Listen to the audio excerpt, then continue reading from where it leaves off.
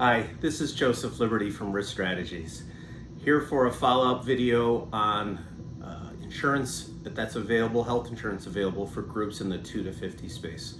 In the previous video, we talked about the Affordable Care Act, the anniversary, the rules and regulations, and what was available for groups in the 2 to 50 space. At the end of that video, I hinted about some other products that are available, and those products are called level funded policies.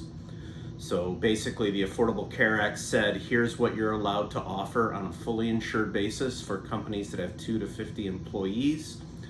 They also then gave you a bunch of different regulations you had to follow. The insurance companies came up with policies that were technically not fully insured. These are called level funded insurance policies. These policies are level funded for a reason, meaning that you pay a level premium each month for 12 months. It's not like traditional self-funding where your payments can vary from month to month based on your claims. These are level funded policies. So they look, breathe, and smell very similar to a fully insured plan, and that was the idea. The other idea about these was to give an employer a way that if they have good claims, to pay less than being in the Affordable Care Act pool.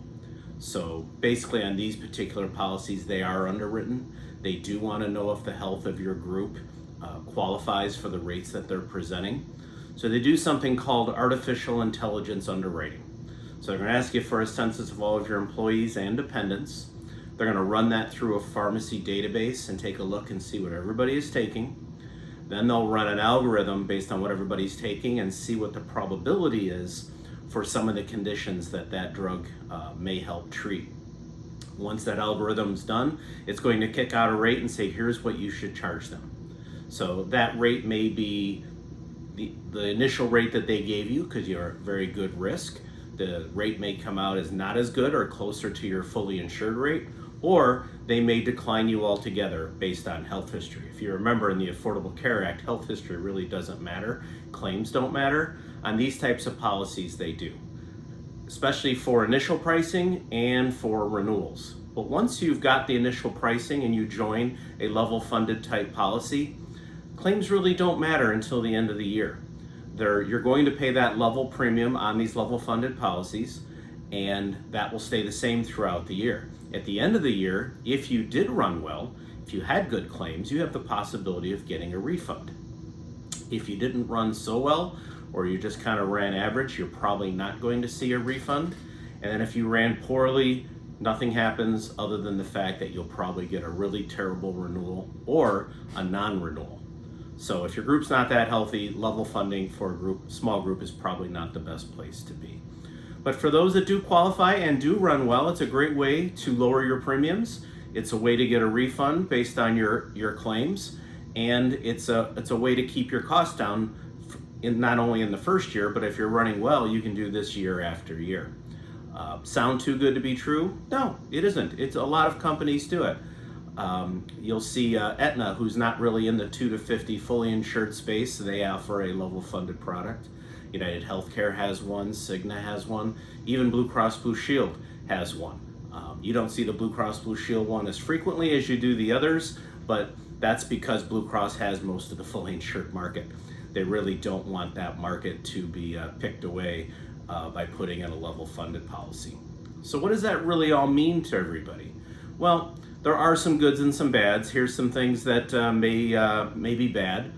These policies don't follow state mandates. So let's say you're looking for infertility treatment. Your fully insured product that you may have bought as a small employer would cover that based on Illinois mandating that coverage. On the level funded policy, they don't necessarily have to follow state mandates. So there are some things that they don't cover. So that's some things you'd want to know before you'd make that jump, if those types of limitations would matter to you. All of the big things in the Affordable Care Act, things like no pre-existing conditions and free preventative care, are still included in these policies. It's just some of the things you've got to keep an eye out and ask your consultant about to make sure that your coverages are what you think they are. So one problem we've seen in the level funding arena is that some of these carriers will put up a fixed cost component to your monthly level funded rate that makes your likelihood of a refund very, very small. And when that's the case, it's usually not a good idea to go with that type of contract, so that's something that needs to be pointed out. Some of the carriers that offer these policies will give you a refund, but they want to share in that refund, so they'll do something similar to like a 50-50 split. Obviously, the best of all those worlds would be to have a level funded contract with low fixed costs and that the refund is 100% yours. So it's something you want to talk to your consultant about. Make sure you're getting the proper contract, because most offers from the carriers off the shelf, these things aren't even talked about. But for some companies, it can be a really great place to be. They're not as popular in the Chicagoland area as they are in some other states. In some states, we see that the level funded policies dominate. It's because their Affordable Care Act pool has gotten to the point where only the bad risks are in it, and all of the good risks have moved to the level funded type policies. And that has given them a decided advantage in terms of the rates that they offer.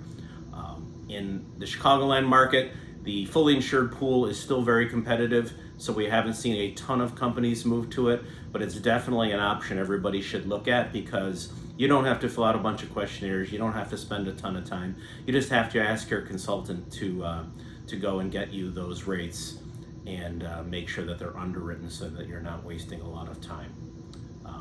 Hope that helps.